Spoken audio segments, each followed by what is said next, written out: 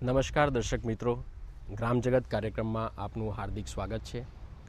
મિત્રો, આજની નારી હિંમતભેર ખુમારીથી જીવન જીવી રહી છે અને આજના સમયમાં નારી પણ પોતે આત્મનિર્ભર થાય તેવું ઈચ્છી રહી છે। મિત્રો, રાજ્ય સરકાર પોતાની રીતે તો આગળ આવી જ રહી છે કે મહિલાઓ પોતાના પગ પર ઊભી થાય। રાજ્ય સરકાર મહિલાઓના ઉત્કર્ષ અને સર્વાંગી વિકાસ માટે હંમેશા પ્રયત્નશીલ રહી છે, પરંતુ સાથે સાથે NGO એટલે કે સ્વૈચ્છિક સંસ્થાઓનો પણ સાથ સહકાર લઈને એમની સાથે અલગ અલગ પ્રવૃત્તિઓ કરાવી રહી છે અને મહિલાઓને પ્રોત્સાહિત કરી રહી છે। મિત્રો, આજે આપણે ઉપસ્થિત છીએ અમરેલી જિલ્લાના લીલિયા તાલુકામાં। લીલિયા તાલુકાની વાત કરીએ તો આ તાલુકામાં કોઈ મોટા ઉદ્યોગો છે નહીં, જેથી કરીને અહીંના ગામવાસીઓને રોજનું જે રોજિંદા જીવન માટે જે વળતર મળવું જોઈએ કે જે નોકરીની વ્યવસ્થા હોવી જોઈએ તે અત્યારે હાલમાં ઉપસ્થિત નથી। ખેતીને વાત કરીએ તો ખેતી જે છે એના માટે જમીન પણ ખારાશ પાણીવાળી છે, જેથી બારે માસ ખેતી કરવી એ પણ એક મુશ્કેલીનો પ્રશ્ન છે। તો જે ખેતી થાય છે એ એક અમુક સમય પૂરતી જ અહીંયા થાય છે, તો બાકીના સમયમાં મહિલાઓ દ્વારા એટલે કે મહિલાઓ જાતે કંઈક પ્રવૃત્તિ શીખે અને પોતાના સમાજને પોતાના કુટુંબને કંઈક આર્થિક મદદ કરી શકે તેના માટે આ NGO એટલે કે સ્વૈચ્છિક સંસ્થા એમને પ્રોત્સાહિત કરી રહી છે। આ જે સ્વૈચ્છિક સંસ્થા છે તે મહિલાઓને અલગ અલગ પ્રવૃત્તિઓ શીખવાડી રહી છે, જેમ કે મોતીકામ, ભરતકામ, સાડી પરનું કામ, ઊનમાંથી બનતી વસ્તુઓ એને કેવી રીતે બનાવવી, એને માર્કેટમાં કેવી રીતે પહોંચાડવી અને કેવી રીતે એનામાંથી રોજગારી મેળવવી। તો આના વિશેની વિસ્તૃત જાણકારી મેળવીશું આપણે લીલિયા તાલુકામાંથી। તો ચાલો મિત્રો, આપણે ગ્રામજનો સાથે આના વિશેની પૂરેપૂરી વાતચીત કરીએ, એની માહિતી મેળવીએ અને આપણી મુલાકાત લઈએ।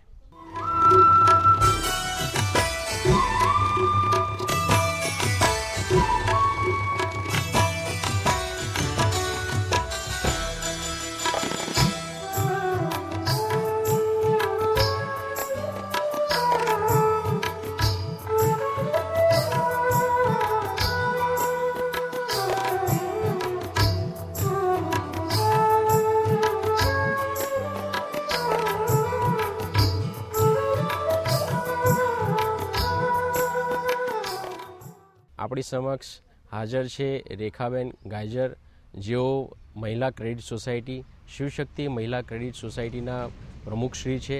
આપણે એમની સાથે વિસ્તૃતમાં વાતચીત કરીશું। નમસ્કાર રેખાબેન, આપનું હાર્દિક સ્વાગત છે। નમસ્કાર રેખાબેન, આ જે સંસ્થા આપ ચલાવી રહ્યા છો, આના સિવાયની બીજી કઈ કઈ સંસ્થાઓ અત્યારે હાલમાં આપ ચલાવી રહ્યા છો?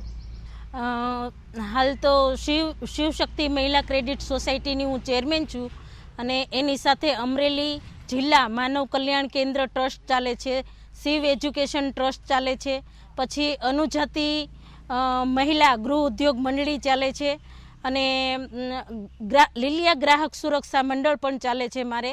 એમ કુલ 5 NGO ચાલે છે મારે।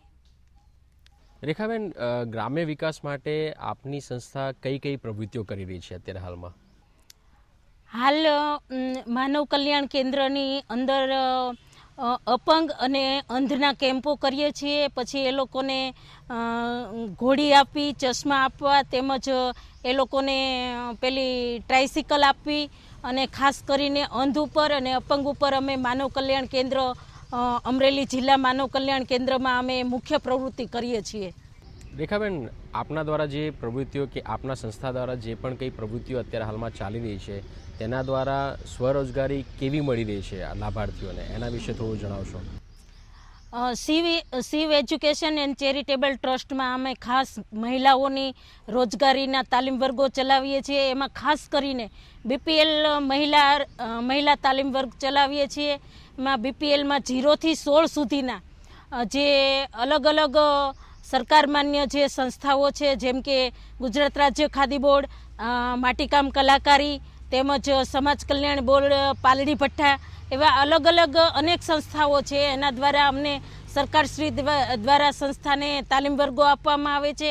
એ અમે BPL લાભાર્થીઓ અને APL લાભાર્થીઓને અમે તાલીમ આપીએ છીએ, જેમાં સીવણ, એમ્બ્રોડરી, પછી અગરબત્તી, પછી ખાખરા પાપડ, કુકિંગ ક્લાસ, આવા બ્યુટી પાર્લર, ઊની ગાલીચા, આવા તમામ પ્રકારના હેન્ડીક્રાફ્ટના પણ વર્ગો અમે કરીએ છીએ અને એમાં અમને ખૂબ જ સફળતા મળે છે સારી. રેખાબેન, સ્વરોજગારી સિવાય સામાજિક વિકાસમાં આપની સંસ્થાનું શું યોગદાન છે? સરકારશ્રીની ખાસ કરીને તમામ યોજનાઓ છે એના લાભાર્થીઓના પ્રથમ તો અમે અમારી સંસ્થામાં અમે તમામ પ્રકારના ફોર્મ્સ રાખીએ છીએ. કોઈ પણ લાભાર્થી હોય એમાં કોઈ સ્ત્રી કે પુરુષનો અમે ભેદભાવ રાખતા નથી. ત્યારે કોઈ પણ આવી શકે છે. એમાં સરકારશ્રીની કોઈ પણ યોજનાની એને જાણકારી જોતી હોય એ જાણકારી આપીએ છીએ અને એમને ફોર્મ્સ આપીએ છીએ. પછી ફોર્મ્સ પૂરું ભરી આપવા સુધીની અમે તમામ પ્રોસેસ કરીએ છીએ. ઇવન ત્યાં સુધી અમે પ્રોસેસ કરીએ છીએ કે જે તે ખાતામાં અમે ફોર્મ મોકલ્યા હોય એની પણ ફોલો પણ લઈએ છીએ. એ લાભાર્થીને એને છેક સુધી લાભ મળે, એને પૂરો સંતોષ મળે ત્યાં સુધીની અમે કામગીરી કરીએ છીએ. બીજું સામાજિક દ્રષ્ટિએ જોઈએ તો એમાં અમુક સમાજ એવી હોય છે જે કચડાયેલી અને છેવાડાની હોય છે, જેમાં અતિ પછાત જાતિઓ ખાસ આવે છે. એના બાળકોને એ લોકો પૂરું ભણાવી શકતા નથી અથવા તો દીકરાને ભણાવે છે, દીકરીઓને ભણાવતા નથી. તો એ લોકોને ખાસ અમે એનજીઓ દ્વારા સમજાવતા હોઈએ છીએ કે ભાઈ તમે દીકરાને તમે સમકક્ષ રાખો અને તમારી દીકરીને પણ ભણાવો અને દીકરાઓને પણ ભણાવો. અને ખાસ કરીને કોઈ પણ કુટુંબમાં કોઈ પણ પ્રકારની બદી હોય કે વ્યસન હોય, નાનો મોટો નશો કરવાની પણ આદત હોય કે ટેવ હોય તો એ છોડાવવા માટે પણ કહીએ છીએ. એજ્યુકેશન વધારવા માટે કહીએ છીએ. ખાસ એજ્યુકેશનમાં ભાર એટલા માટે મૂકીએ છીએ કે એજ્યુકેશન વધે તો આપોઆપ એ લોકો ના કુટુંબમાં જે કંઈ કુરિવાજો છે, કુબદીઓ છે કે વ્યસનો છે કે એ આપોઆપ દૂર થતા હોય છે. અને અમે પણ ખૂબ સારી રીતે એ લોકોને ટૂરમાં જઈએ ત્યારે, અમે ફિલ્ડમાં જઈએ ત્યારે અમુક એવી ફેમિલી હોય, અમુક એવા કુટુંબો હોય એને અમે સમજાવતા હોઈએ છીએ. અમે એક વ્યક્તિઓને પણ સમજાવેલા છે.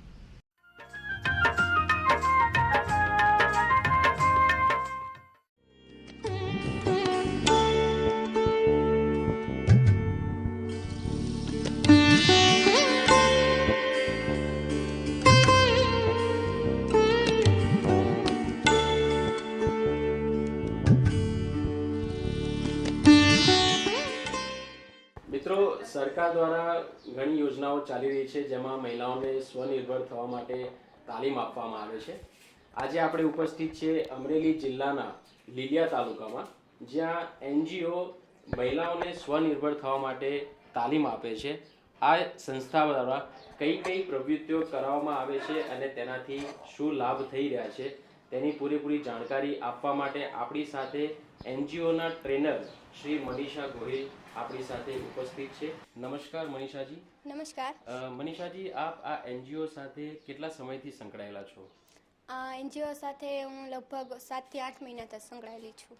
મનીષાજી, એનજીઓ સાથે જોડાવા માટે આપને કઈ રીતે પ્રોત્સાહન મળ્યું અને મહિલાઓને કેવી રીતે આગળ આવવા માટેની તાલીમ આપવી, કેવી રીતે એમને પ્રોત્સાહિત કરવા, એ થોડું જણાવશો?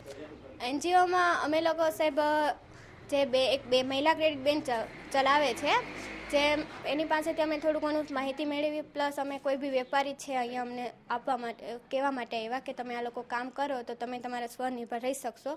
તો તેના નીચે અમે લોકો આ બધી વસ્તુ તૈયાર થયેલા છીએ.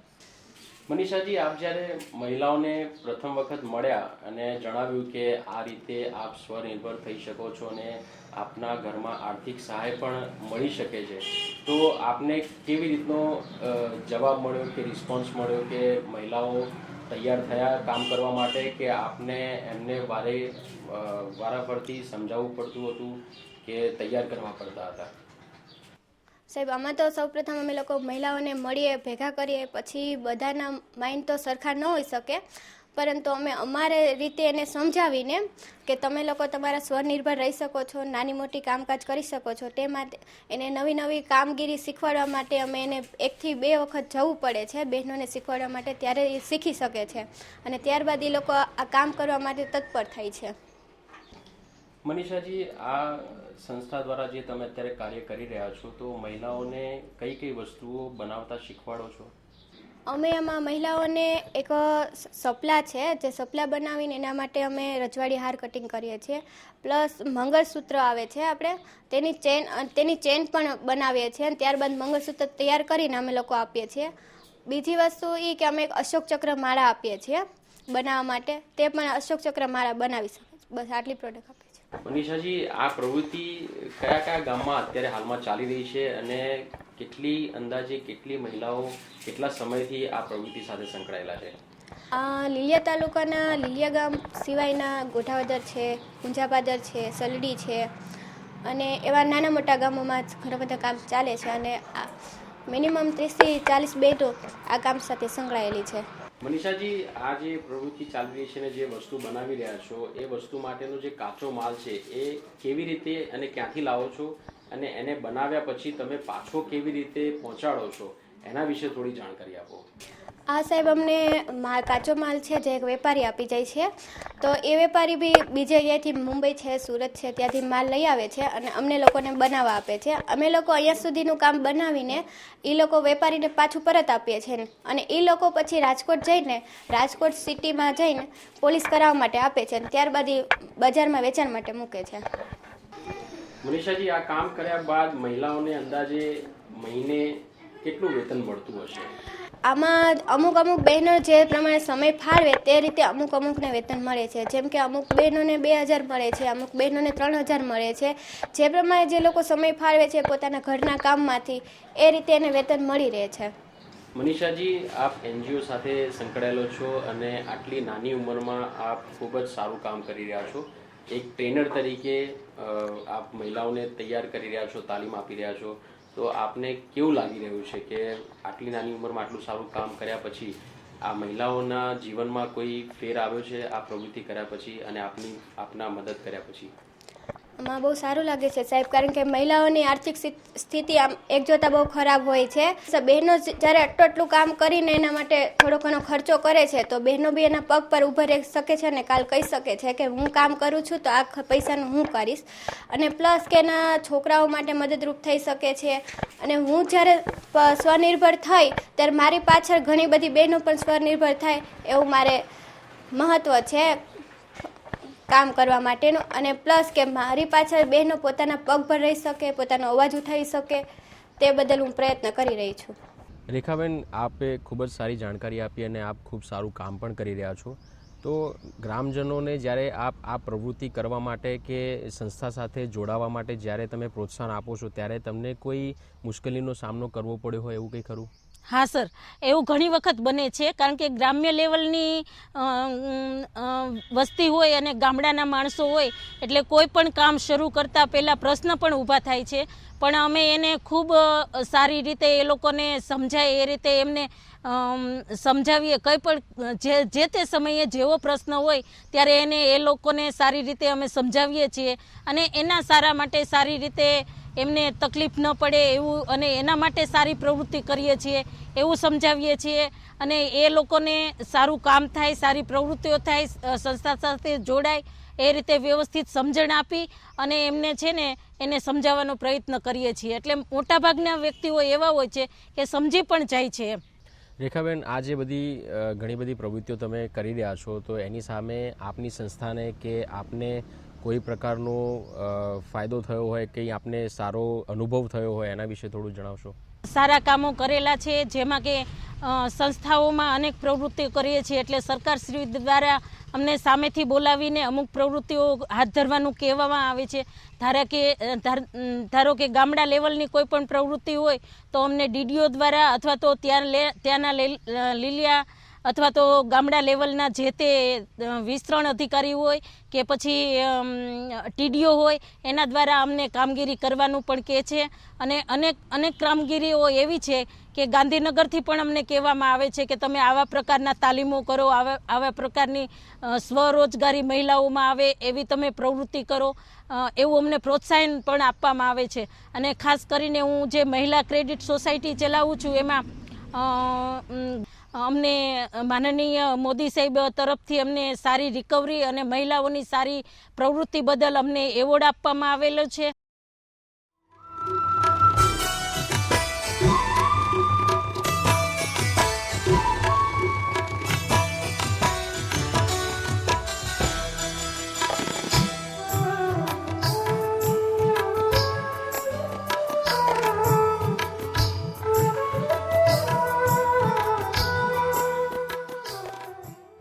11,000નું ઇનામ આપવાનું આવેલું છે અને અમને પ્રમાણપત્ર પણ મોદી સાહેબ હસ્તક આપવામાં આવેલો છે અમને અને અમારી સંસ્થાની સારી પ્રવૃત્તિ જોઈ, અમારા મંડળોની સારી પ્રવૃત્તિ જોઈ, અમારી NGOની સારી પ્રવૃત્તિ જોઈ અને DDO હસ્તક અમને 4 લાખનો ચેક પણ મળેલો છે અને પ્રમાણપત્ર પણ મળેલું છે અમને. રેખાબેન, મહિલાઓ આપની સંસ્થા સાથે જ્યારે નહોતા જોડાયા અને હવે અત્યારે એ આપની સંસ્થા સાથે જોડાઈને કામ કરે છે, તો આ જે સમય છે એ વખતનો એ પરિસ્થિતિમાં કોઈ બદલાવ ખરો કે પહેલાં કઈ અલગ પરિસ્થિતિ હતી અને જોડાયા પછી એમના જીવનમાં કંઈ ફેરફાર થયો હોય? પણ શરૂઆતમાં મહિલાઓ ઘરની બહાર આવવા માટે હિચકિચાતી હતી, આવતી નહોતી, ઘણા આવવા દેવામાં નહોતી આવતી અને ધીરે ધીરે સંસ્થાએ આવતી થઈ. પછી એ લોકોને સમજાવવામાં આવ્યું સંસ્થા તરફથી, એટલે એ લોકો છે ને સંસ્થા સાથે પણ જોડાયા છે અને એ લોકોને અમે જે રીતે અમે કહીએ અમારા ગાઈડલાઈન પ્રમાણે ઘણી બધી મહિલાઓ ચાલે છે, એટલે એ લોકો ઘણા પગભર પણ થયા છે અને ઘણા સંસ્થાએ આવીને ધિરાણ લે છે પછી પણ પગભર થયા છે અને ઘણા એવા છે કે વધારે હજુ એને પગભર થવું છે, એટલે વધારે પણ સારી પ્રવૃત્તિઓ માટે અમને પણ પ્રેરે છે કે તમે આવું કામ કરો, એવી પણ મહિલાઓ અત્યારે તૈયાર થઈ ગઈ છે.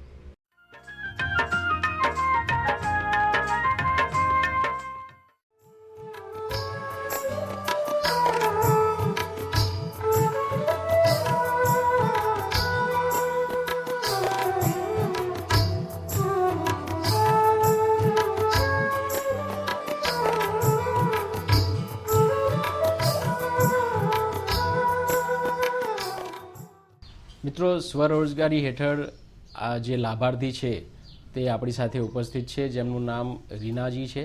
આપણે એમની સાથે વિગતવાર જાણકારી મેળવીશું. રીનાજી, આપ આ પ્રવૃત્તિ સાથે કેટલા સમયથી સંકળાયેલા છો અને કઈ કઈ વસ્તુઓ બનાવી રહ્યા છો અત્યારે હાલમાં?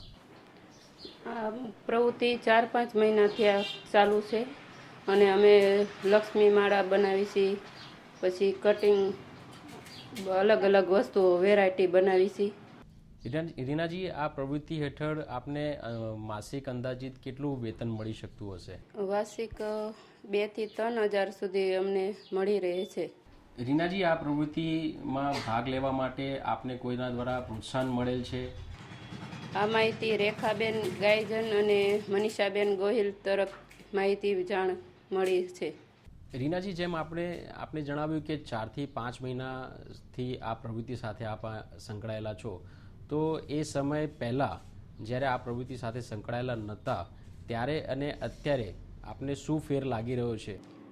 આના દ્વારા ઘણી આર્થિક વૃત્તિ મળી રહી છે અને આનાથી ઘણો ટેકો મળે છે. આ કામથી અમને ટાઈમ પસાર થાય છે, મદદરૂપ થાય છે, ઘણી બધી થાય. રેખાબેન, આપના સંસ્થા દ્વારા આ જે પ્રવૃત્તિ કરવામાં આવે છે તેમાં કઈ કઈ પ્રકારની વસ્તુઓ બનાવવામાં આવે છે અને તેના માટેનો જે કાચા માલની જરૂરિયાત પડતી હોય એ ક્યાંથી લાવવામાં આવે છે અને માલ જ્યારે તૈયાર થઈ જાય ત્યારે એને કેવી રીતે માર્કેટ સુધી પહોંચાડવામાં આવે છે, તેના વિશે અમારા દર્શક મિત્રોને જાણકારી આપશો. ખાસ કરીને હેન્ડીક્રાફ્ટની વસ્તુઓ છે, એ વસ્તુઓ અમારે પૂનાથી આવે છે અને જથ્થાબંધ આવે છે. ત્યાર પછી જે કાચું જે મજૂરી કામ હોય છે એ અમારી મહિલાઓ કરતી હોય છે અને જે વસ્તુઓ તૈયાર થાય છે જેમ કે લક્ષ્મી માળા છે, મંગળસૂત્રની સરો છે, છડા છે, પછી અનેક પ્રકારની સાંકળીઓ છે, ચેઇન છે, એ બધું જે બનાવવામાં આવે છે એ કાચું બધું બનાવીએ છીએ અને પછી એ જથ્થાબંધ બની જાય પછી અમે સુરત એને પોલિશ માટે મોકલીએ છીએ અને પોલિશ થાય પછી એના અલગ અલગ પેકિંગો કરવામાં આવે છે અને જ્યાંથી અમે લાવીએ છીએ ત્યાં જ પછી પાછું પૂનામાં અમે એ માલ બધો પરત કરીએ છીએ. પછી અમે સાડીઓ લાવીએ છીએ જથ્થાબંધ, એ અમારે સુરતથી આવે છે. જે સુરતથી પાર્સલો આવે છે એ રોજે રોજ આવે છે અને એમાં જેવી સાડી, જેવું વર્ક અને જેવું મટીરિયલ એ બધું જ તે સેમ્પલો કોમ્પ્યુટરાઇઝ બને છે અને કોમ્પ્યુટરમાં જેટલી સાડીઓ આવે છે એ પ્રમાણમાં કાચો માલ, કાચું મટીરિયલ એ બધું સુરતથી બધું પાર્સલમાં બધું સાથે મોકલવામાં આવે છે. એ રોજે રોજ થાય છે. ત્યાર પછી ઊની ગાલીચાનું કરીએ છીએ, તો ઊની ગાલીચામાં અમે જયપુરથી કાચો માલ લાવીએ છીએ અને જે વેપારી પાસેથી અમે કાચો માલ લાવીએ છીએ ત્યાં જ પાછા ગાલીચા તૈયાર થાય 3 મહિનામાં, ત્યાર પછી એમને જ અમે આપીએ છીએ. રેખાબેન, આ જે આપણે જાણકારી આપી એના સિવાય હવે ભવિષ્યમાં આપનું શું આયોજન છે આ પ્રવૃત્તિને વધારવા માટે અને ગ્રામજનોને પ્રોત્સાહિત કરવા માટે? મહિલાઓને સ્વરોજગારી આપવા માટે, કારણ કે અમારે ગ્રામ્ય કક્ષાની મહિલાઓને અમારા ખારાપાટ વિસ્તારોમાં કોઈ પણ પ્રકારની મજૂરી નથી, મહિલાઓનું કોઈ પણ કામ નથી કે કોઈ પણ એવા પ્રકારના કોઈ ગૃહ ઉદ્યોગ નથી કે કોઈ પણ પ્રકારની એવી કોઈ ફેક્ટરીઓ નથી કે કંઈ પણ મહિલાઓને કામ નથી. માત્ર ખેત મજૂર જે મહિલાઓ છે એને મોસમલક્ષી કામ મળે છે, ત્યાર પછી તમામ મહિલાઓ ફ્રી હોય છે. એટલે મહિલાઓ માટે સારું આયોજન કરવાનું વિચાર છે, જેમાં બે પ્રકારે થઈ શકે એમ છે અને બે પ્રકારે અમે વિચારેલું છે. ખાસ કરીને ઘરકામ કરતી જે મહિલાઓ છે એ પોતાનું રૂટિન કામ પતાવી અને ઘેરે બેઠા જેને કામ કરવું છે એને એવા પ્રકારના કામો આપવા છે. અને જે મહિલાઓ અમારી સંસ્થાએ આવીને એને આખો દિવસ કામ કરીને પગારની જેમ એને રોજે રોજ કામ કરવું છે, એ રીતનું પણ કામ કરવું છે અમારે. એ રીતે અમે કામનું અને આયોજન કરી રહ્યા છીએ અને મહિલાઓને રોજગારી આપવા માટે એવું વિચારી રહ્યા છીએ. ટૂંક સમયમાં જ અમારે સારો એવો મહિલાઓ માટે શેડ બનાવવો છે. એમાં અગરબત્તીના મશીનો અથવા સિલાઈ મશીનો, પેપર ડીશના મશીનો એવું બધું મૂકવું છે અને એક સાથે 100 મહિલાઓ કામ કરે એવું અમારે આયોજન કરવું છે, કટિબદ્ધ આયોજન કરવું છે, સારું આયોજન કરવું છે. એમાં સરકારશ્રી તરફથી કોઈ પણ સારું પ્રોત્સાહન આપવામાં આવે તો અમને વધારે અનુકૂળ રહેશે. સંસ્થા એટલી બધી પગભર ન હોય તો સરકારશ્રી તરફથી કોઈ પણ સારું એવું પ્રોત્સાહન આપવામાં આવે તો અમને સારું રહેશે. રેખાબેન, આપે બહુ જ સરસ અને ડિટેલમાં જાણકારી આપી અમારા દર્શક મિત્રોને, અને આશા છે કે આપના ગ્રામજનો સુધી આપનો આ સંદેશો પહોંચશે અને તે લોકો સ્વરોજગારી માટે પ્રોત્સાહિત થશે. આપ એક મહિલા તરીકે ખૂબ જ સારું યોગદાન આપ્યું છે અને સારી પ્રવૃત્તિ કરી રહ્યા છો. ભવિષ્યમાં પણ આપને ખૂબ સફળતા મળે એવી અમારા દૂરદર્શન વતી આપનો ખૂબ ખૂબ આભાર.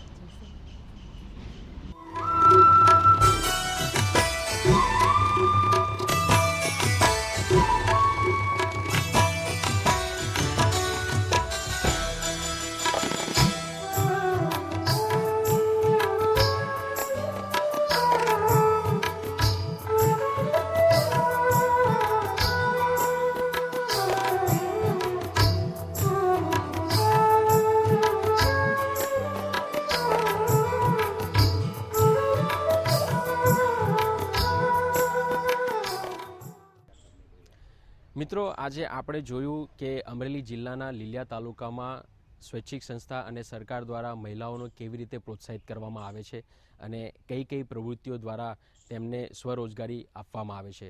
મિત્રો, આપ પણ આપના ગામમાં સરકારશ્રી કે પછી સ્વૈચ્છિક સંસ્થાઓનો સંપર્ક કરી શકો છો અને કેવી રીતે અલગ અલગ પ્રવૃત્તિઓ કરી અને તમે સ્વરોજગારી મેળવી શકો તેના વિશેની પૂરેપૂરી જાણકારી મેળવી શકો છો. તો મિત્રો, આ જ પ્રોગ્રામમાં મળીશું આ જ સમયે ગ્રામજગત પ્રોગ્રામમાં. ત્યાં સુધી રજા લઈએ.